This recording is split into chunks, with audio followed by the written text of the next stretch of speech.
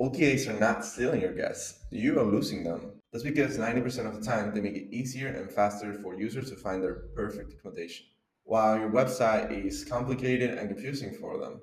So you're left having to pay 15 to 30% on commissions, even though most of these people visited your website before booking on OTAs. So today we're going to look at 4 psychology tricks that Booking.com uses to get more reservations. The idea is for you to get concise takeaways that you can use in your website and start getting more bookings. So, what are these 4 psychology tricks that they're using?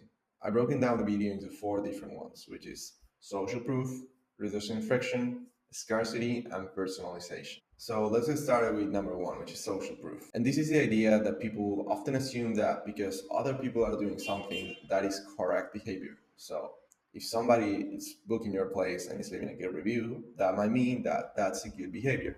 So now let's jump into booking.com and see how they're doing this. So the main points that booking.com uses when it comes to their website, especially on the homepage, is number 1, we have people having fun at a pool. That is like an inviting images. So I can feel safe when I start seeing this unconsciously. And other than that, the homepage doesn't have a lot of social proof, except when you go around to this section and you can see the amount of reviews and punctuation for each one of the properties. But if we go to the next one, here I looked for properties in Austin since I'm going on a trip at the end of October. So what we have here, this is a masterclass in using social proof and using different tactics to increase trust and credibility. So number 1, of course, and the most important one is the reviews from different people.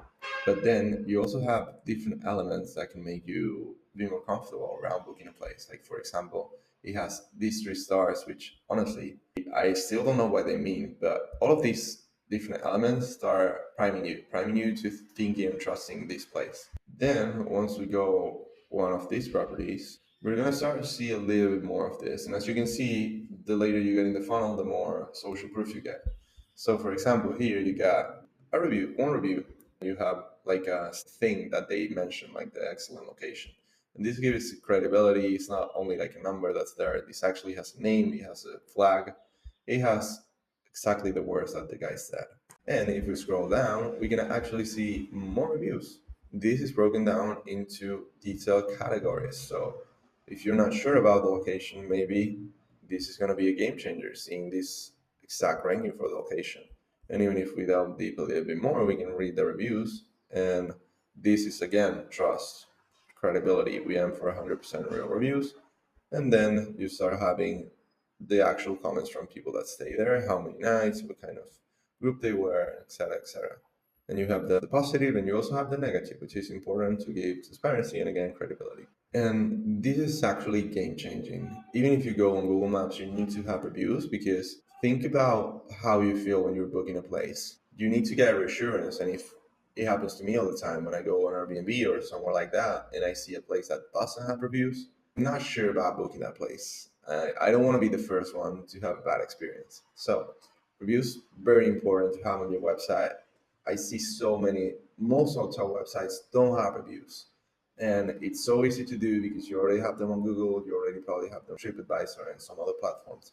So you just need to put and showcase on your hotel website in order to make use of them. And the best places, in my opinion, is take a look from booking and put it on your property place, put it on your rooms, and also put it on your homepage whenever you're showcasing either property, either room.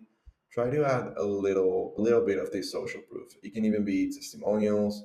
It can even be like blurbs of what people said in the homepage. But keep this in mind because it's very important at the time of getting trust and credit. So now let's go to the second point, which is reducing friction. And friction in UX refers to any element that causes hesitation, confusion, or difficulty for the user. Sometimes friction is positive for example, giving users need to confirm their details when they're booking. It can be sometimes friction is a good thing. Like for example, if you go to a Rolex store, there is no point for them to give you the watch right away. So that's a type of friction that actually adds value to the product. Other types of friction include confirming like bank transfer details and stuff like that, that is going to make the user It's going to give the user a little bit more hesitancy, but it's going to end to a better result. So now let's look at how Booking.com reduces friction in the user flow. Number one, when you go in the home section, it is really intuitive what you need to do if you're looking for a place to stay. So that's why you have this component, which is called the search form. And it's intuitive. Every other OTA uses it, and you just know what to do. You just type up destination, and it is easy to use. You just go and you type the destination, for example, Austin in this case. You put the check-in and check-out dates, which is going to be these ones. And you list the amount of people that are going to be there. Easy as that. Already, now people are already in the funnel. In here, there's not much friction involved, and you can kind of see every property a little bit more. I will maybe add a carousel so you can see more images before clicking on the property. And that is mostly it for this section. But once you get into an actual property, you're gonna see where the magic starts to unfold, in my opinion. This is a masterclass on how to do this. But number one, call to actions are super clear. Reserve your apartment stay. So clear, easy, and anybody understands what this means. Now let's look, and here's where the magic happens. Not only they're making the booking journey frictionless and easy to do, they also communicate it when the user can hesitate the most. So for example, we have it only takes 2 minutes, confirmation is immediate. Here a few more, like for example in here, free cancellation, the user might be tempted to do it because they don't have to put the car right away and they can figure it out later if that's actually the correct property. Things like this, pay nothing until October 20th. So the user already knows what to expect and already knows what is going to happen and what's not going to happen. So, for example, I know that if I book this option, I'm not going to have to pay right now. And also, I should expect this to take less than 2 minutes. It's not like, I don't know if sometime it happened to you when you go into complete a form or something like that, that you expect to take 1 minute or 2 minutes and you end up taking like 10 and it's long and it's boring. They make sure that thought is not in your mind, but mention this. And once we select an amount, we get it again. Only takes 2 minutes, confirmation is immediate, and you also get the final price and then the taxes. I would love to for this to be just one price. It's good anyways. And here you get again, just diminish to finish your bookings. This is where the magic happens. And the thing about being frictionless is that you have to do less work to get what you want. And here, what Booking.com is doing is just pre-filling mostly every single field that they need in order for me to book. So actually, there's only one that I don't know what is not pre-filled, which is the SIP and BITSCO, which I don't know.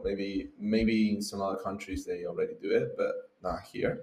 And if I look, this is actually I will reduce this if it's not essential, but it's a really good checkout. Then this is another confirmation, more trust, more credibility, and you're done. Just one click, and you're up to the payment method.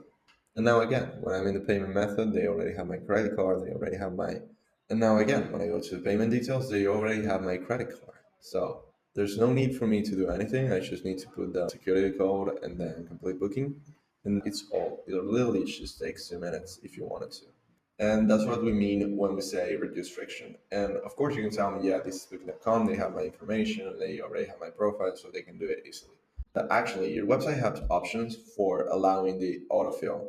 I don't know if you've ever seen this, but once you start filling a form, you get your details and it can fill it all out for you. And that's just a setting, and users can do it in any website. So there's no point in people re-entering their details once and once again. Take advantage of the autofill feature and reduce the friction. Bonus tip, communicate it on different parts of the journey so the users knows exactly what to expect. So now let's move to number three, which is scarcity. And scarcity in UX refers to the fact that humans place more value on things that's scarce or limited. And of course, you can take advantage of this because you only have a set amount of rooms, you only have a set amount of beds. Sometimes you're in the higher season, sometimes you're in the lower season. And that's where you need to play and actually communicate this to users in order to make your place more valuable to them. So now let's look how Booking.com uses this principle. Number one, for example, and this is actually true because I tried different destinations and I wasn't getting this message and I got a little bit frustrated. But then I thought, oh, Venice is always overbooked. So here we have 14% of places to stay in this destination are still available. So this basically means that 86% of all the offer for accommodation is already taken. This just starts planting that seed in your mind. Then whenever you look specific apartment or place, and I shouldn't have done that, and you get the only one left at this price, and usually only two rooms left at this price, only one room left at this price. So they start feeding you the scarcity thing, and you see it over and over again, and they start priming you to, okay, this place is valuable. Again, two rooms left on our side, four rooms left on our side, and I think this starts at the five-room point. And then there's also this one that I'm being able to find right now, and this is a key one, scarcity. Red color 110 store sale like this already available on the site, which is very frightening if you're finding a vacation. Then you have what's called like limited time offers, which also use scarcity to leverage more bookings. And you can usually see them here. So book a stay by January 2025. Then you get, let me see if there's anything more. So yeah, that's the first one. So if you book by that time, you save 50% off, and that's a limited time. So for the last trick, this is one of the most talked about topics in the industry for the past year and a half, and there are really few companies doing it well. And I don't think booking.com is actually leveraging as much as they could. And I'm talking about personalization. And personalization basically means that you cater your offerings to each specific individual, what they want, what they've been searching on, and what their preferences are. So let's see how Booking actually uses this trick in order to get more reservations. First of all, as soon as you go into the homepage, you get your recent searches.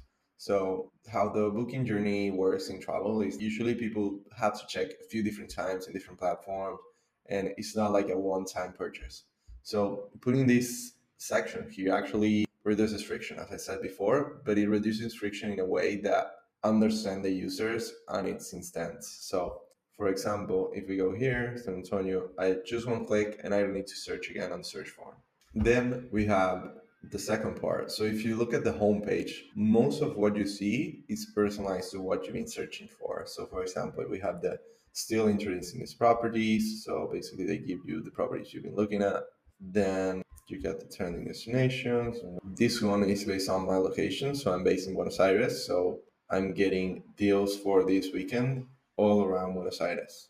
And I'm going to show you one more thing that I'm not finding right now in Booking, but I have the screenshot of it, which is sometimes you get these messages like recommended for your group, which I don't know if how real this is, but it's a good, like an extra social proof that gives the user. I still think there's a lot to be done in personalization, but at least they're applying it in some ways, and they're also doing it on the marketing side, which with personalized emails, personalized ads, etc., etc. So those are the four tracks Booking.com is using, and we're gonna do a little recap. So we got social proof, we got reducing friction, we have scarcity, and we also have personalization. Each of those tricks, you can probably find something that you can apply today on your website, and you can start testing and seeing how that impacts your bookings. Try it out, test, and see the results. And if you get something good out of it, please send me a message. I love that this is being useful, and who knows, you might end up with a lot more direct bookings, and we're probably going to be doing more of this series with other booking platforms.